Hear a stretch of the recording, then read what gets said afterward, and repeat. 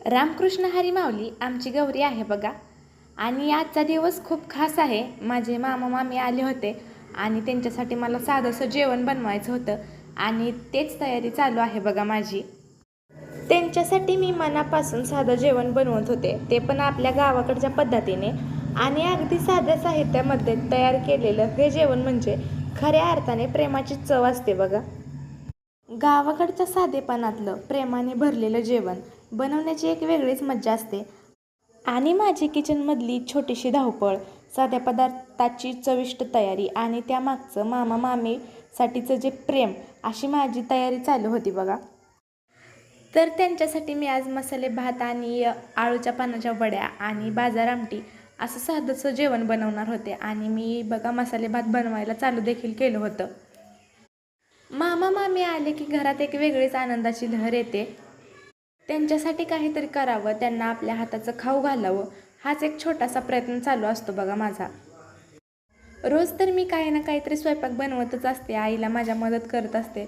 पण जेव्हा मामा मामी येतात तर त्यांच्यासाठी थोडंसं मी स्पेशल करण्याचा प्रयत्न करत असते बघा. आणि आज पण तसंच काही होतं. मम्मीला भेटायचं म्हणून आज मामा मामी आले होते आणि रिटर्न जाणारच होते, पण मी त्यांना जाऊ दिलं नव्हतं. माझ्या या व्हिडिओमध्ये स्वयंपाक करतानाचे काही सुंदर क्षण, घरातील साधेपणा आणि नात्यांमधील आपुलकी आहे बघा. मोठेपणा नाही, फक्त मनापासून केलेला हा छोटासा प्रयत्न आहे माझा. आणि आमचे मामा मामी तर आमच्यासाठी खूप काही करतात आणि त्यांच्यासाठी एवढं छोटंसं तर आपल्याकडून काहीतरी असावं, हाच प्रयत्न असतो माझा. आणि मसाले भात बनवून झाला होता. आळूच्या वड्या बनवायला चालू होतं बघा. आणि छान असं आळूच्या वड्याला बेसनचं पीठ वगैरे लावायला चालू होतं, एकावर एक लेअरिंग करायला चालू होतं. आणि या सगळ्यामध्ये माझी मदत करायला सिद्धी होती, म्हणजे माझ्या मोठ्या मामांची मुलगी, आणि माझ्या मामी देखील होत्या. सगळ्या आळूच्या पानांना बेसन लावून घेतलं होतं बघा. आता ह्या वड्यांना उकडायचं होतं. उकडून घेऊन झाल्यानंतर कट करायला चालू केलं बघा. वड्या उकडायला जास्त वेळ लागत नाही, 10 ते 15 मिनटात वडी उकडून होते.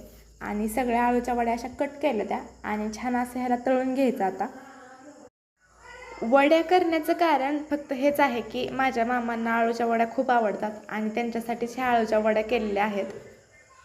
स्वयंपाक करतानाचे ते छोटे छोटे क्षण, किचनमधील लगबग आणि सगळ्यांसाठी प्रेमाने बनवलेलं गरमागरम जेवण, ह्या सगळ्या गोष्टी खरं तर आयुष्याला खूप सुंदर बनवतात.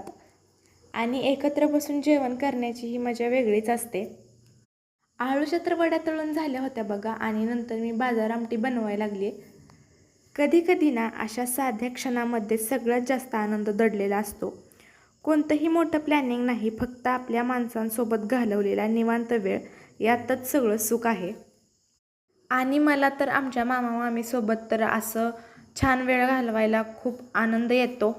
आणि छान अशी माझी बाजार आमटी पण बनवून झाली होती बघा. आणि माझ्या मामी मला मदत करू लागत होत्या, त्यांचं भाकरी बनवायला चालू होतं. आता फक्त भाकरी बनवल्या की सगळा स्वयंपाक झाला होता आमचा. आणि नंतर माझं मामा आणि माझं पप्पा जेवायला बसलं होतं आणि किचनमध्ये देखील खूप राडा पडला होता आणि छान जेवण पण झालं.